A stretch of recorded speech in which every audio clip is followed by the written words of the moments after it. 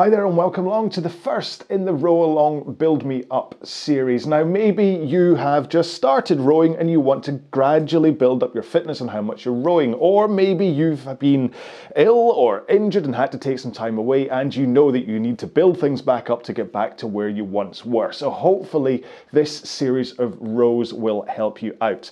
Now normally in my Row Along workouts what I tend to do is a big long intro where I describe what the session is going to be, then we do a 4-minute warm-up and then we do the main session. However, today I just want to get into some light rowing and then I'm going to describe what we're doing while we're doing some light rowing. That way we combine the warm-up and my description, okay? So I'm not going to waste your time. And then we get to the main session, then we'll do a little bit of a cool down and we're done, all right? So we need to start off by setting up our machine to how we want to row it, okay? So that's the first thing we do. And we go straight to the front of the machine on the Concept 2 and set your drag factor. Now I usually have my drag factor up around about 130, but because this is the first time in a few weeks since I've had a row, because I've not been very well, I am going to drop the lever down by 2 notches. Now I know there's a whole danger about lever settings or whatever, but I don't actually care what the result is. I just want it to be an easier row.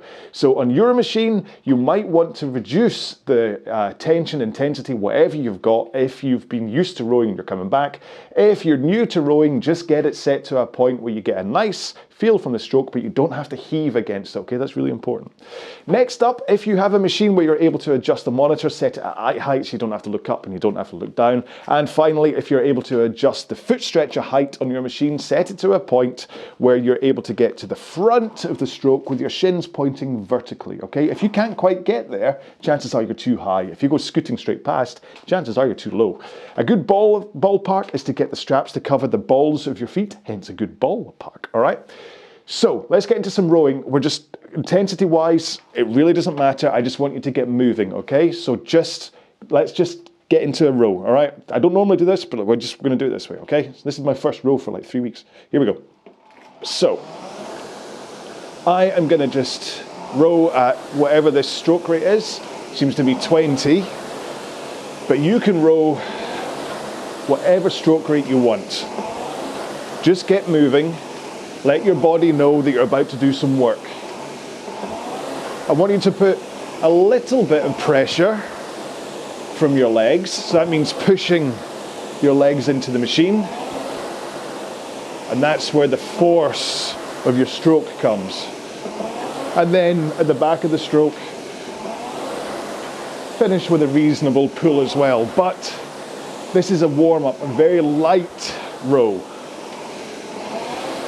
So based on my 2,000 meter average pace, I'm currently rowing at 2K plus 30. This is really very gentle for me. And that's all we're doing for this first couple of minutes, okay? Just to get moving, open up your body, get your heart beating a little bit faster. So what we're going to do is over this series, like I say, today is a 5-minute row. The next one will be 7, then 10, 12, 15, and then we'll go straight up to 20 after 15. If you can do 15 minutes, you can do 20 minutes. And the great thing is, you can keep coming back to the sessions. So you can do this 5-minute workout in the morning, maybe then do a 7-minute workout at lunch, or just another 5. Okay, so we're almost at 2 minutes. So let's stop here, one more stroke. Okay, hopefully you've just got your body moving a little bit. Heart rate might be up a little bit, but you're not exhausted, okay? And it's just a little 2-minute spurt just to get you started, just to get you kind of moving, and then we're going to go into our 5 minutes. Now our 5 minutes is going to be very similar to that, okay? We're going to think a little bit more about the technique that we're using. We're going to think a little bit more about our stroke rate and all that kind of stuff, but it's not going to be too taxing a row. It's only 5 minutes long and I don't have enough time to really make it too intense and to be really hammering you about technique.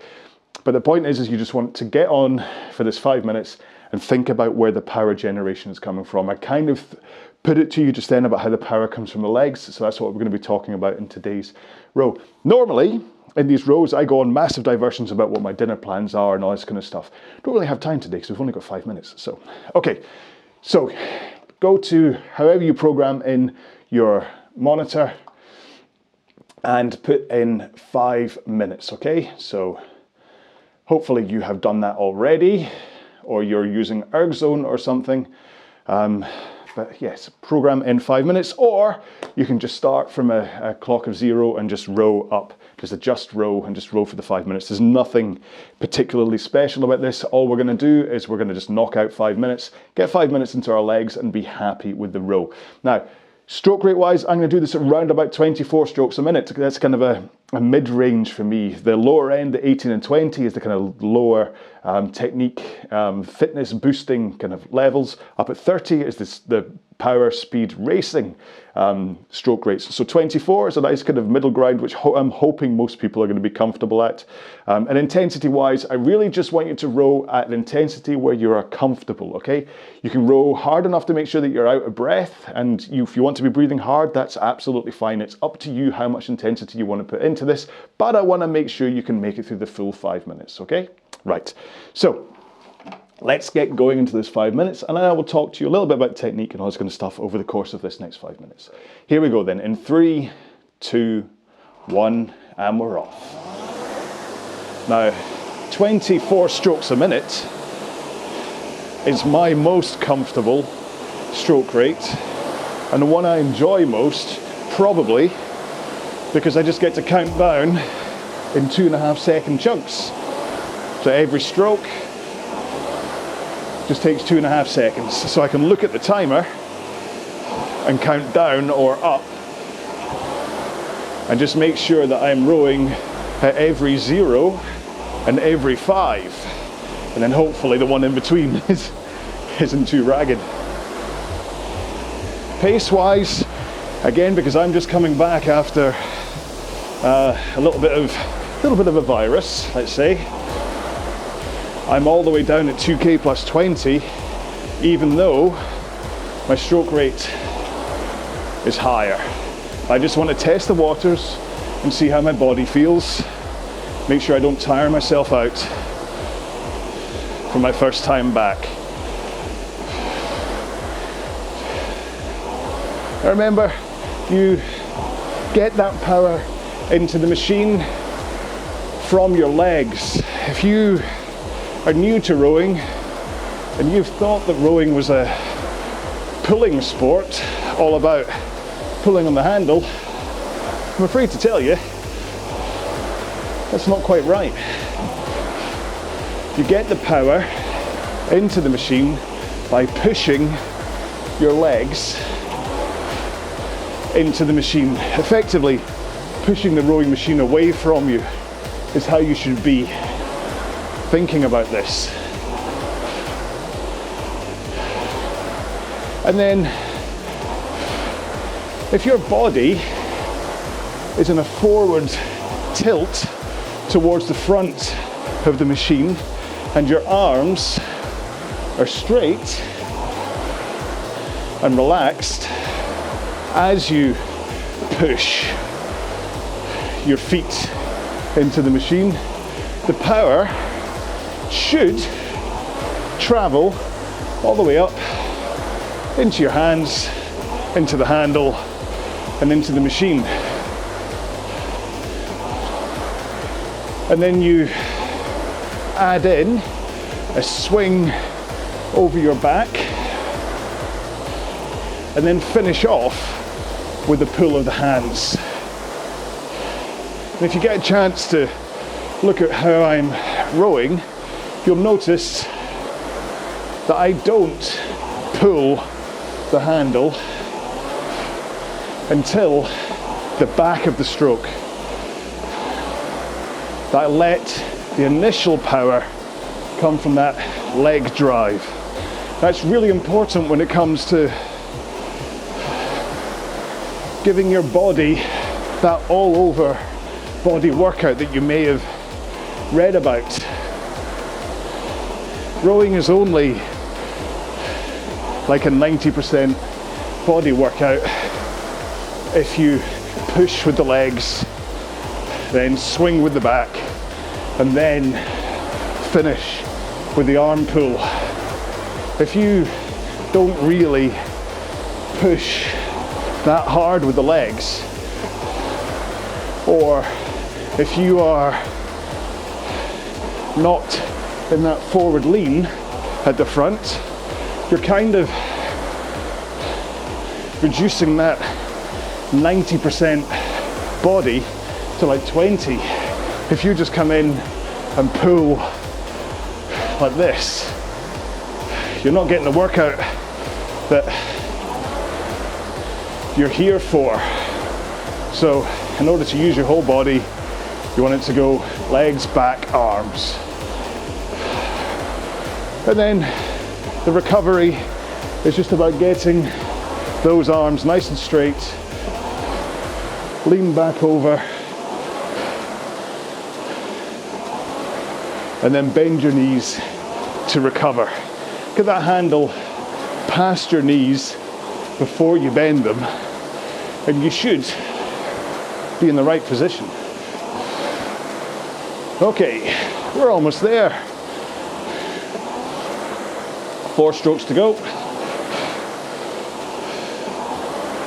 2 more.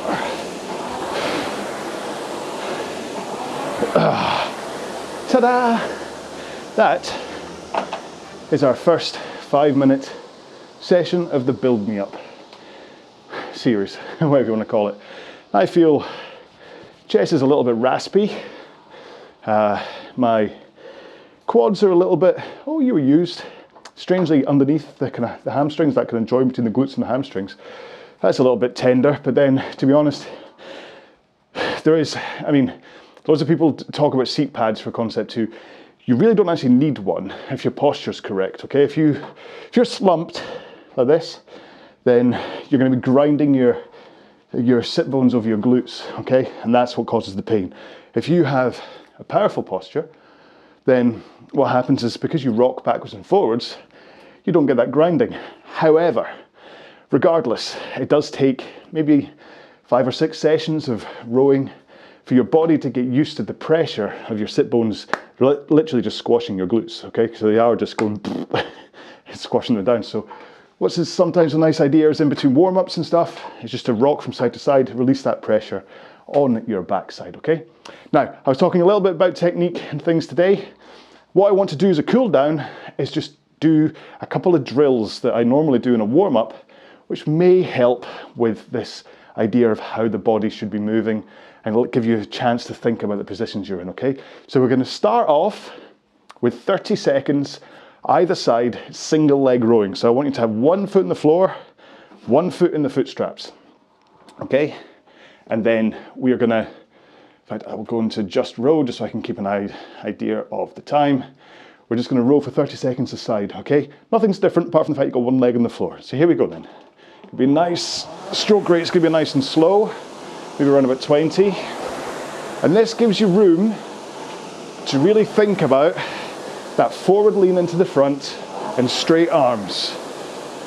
And so you get to the back of the stroke, hands away, rock forwards, and then you can slide into the front again.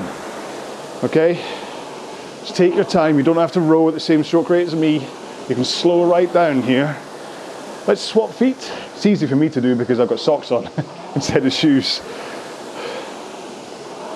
I row in socks mostly for the feel of the connection of my foot into the foot plate, but it does make swapping my feet a lot easier.